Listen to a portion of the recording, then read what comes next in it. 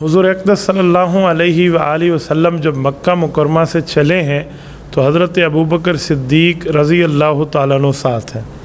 हज़रत सिद्दीक़ अकबर रज़ी अल्लाह ताला अन्हु और हज़रत रसूलुल्लाह का ये सफ़र एक हफ़्ते का है। एक हफ़्ते का सफ़र तय करके हुज़ूर अक़दस सल्लल्लाहु अलैहि वसल्लम मदीना तैयबा पहुँचे हैं।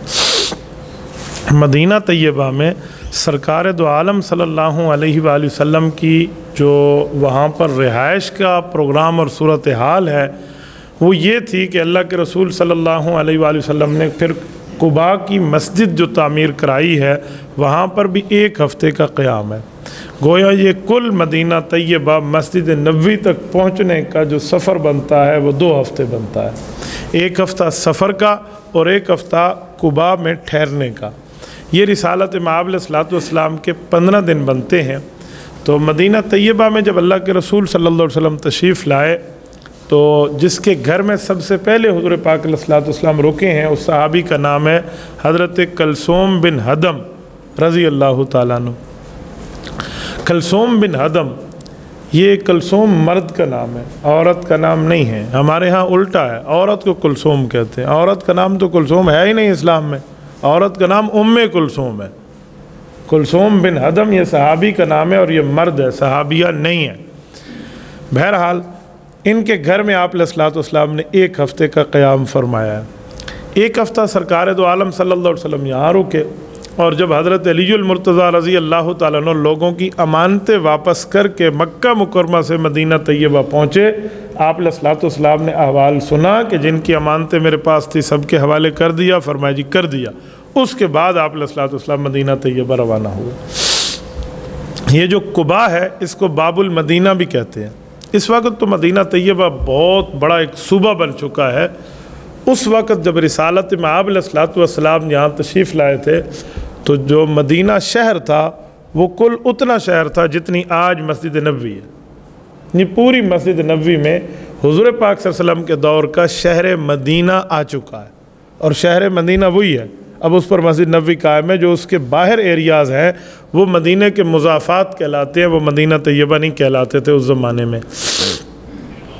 इस वक्त मदीना तैयबा की सूरत हाल ये है कि मदीना तैयबा कम अज़ कम 600 किलोमीटर 700 किलोमीटर दूर तक सूबा कहलाता है।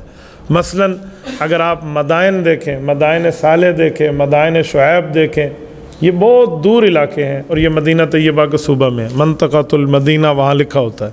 इससे आगे जाएं आप तबूक चले जाएं 700 किलोमीटर। एक अगर दूसरे रास्ते से जाएँ जिस तरफ से हुज़ूर पाक अलैहिस्सलाम का सफ़र हुआ है तो ये मदीना तैयबा से 900 किलोमीटर दूर बनता है।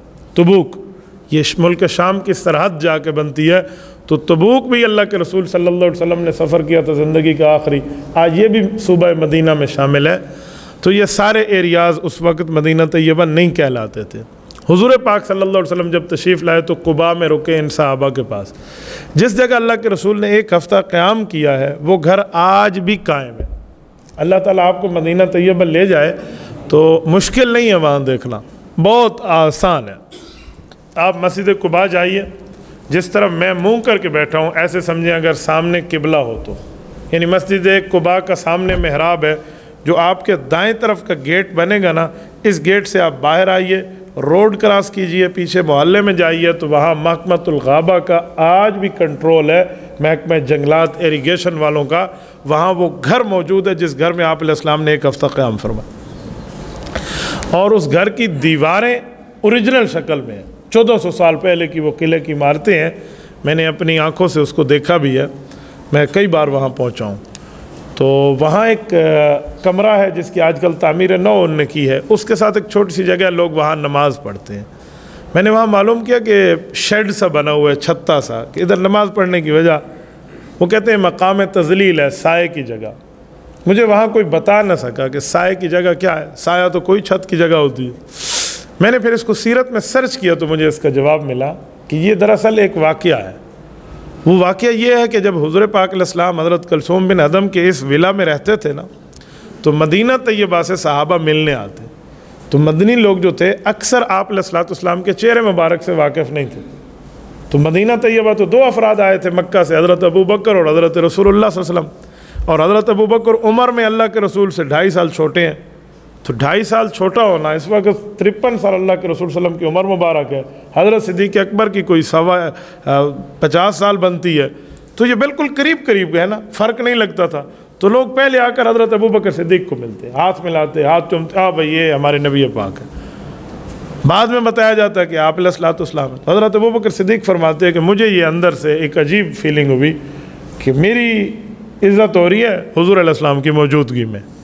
تو حضرت صدیق اکبر رضی اللہ عنہ جو اوپر چادر پہنی ہوئی تھی نا، تو یہ کھڑے ہو گئے اور انہیں چادر اتاری اور اتار کر اللہ کے رسول پہ سایہ کیا کہ انہیں گرمی نہ لگے، سایہ مل جائے۔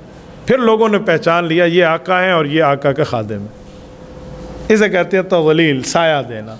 تو وہ جگہ وہ ہے مقام تظلیل، سایہ کی، ورنہ چھت والی سایہ کی بات نہیں تھی، یہ آج بھی وہاں مقام موجود ہے۔ 1 ہفتے کا قیام ہے اللہ کے رسول کا۔ پھر جب حضرت علی المرتضیٰ امانتیں واپس کر کے تشریف لائے تو حضور پاک ان کے ساتھ مدینہ طیبہ اندر شہر آئے ہیں۔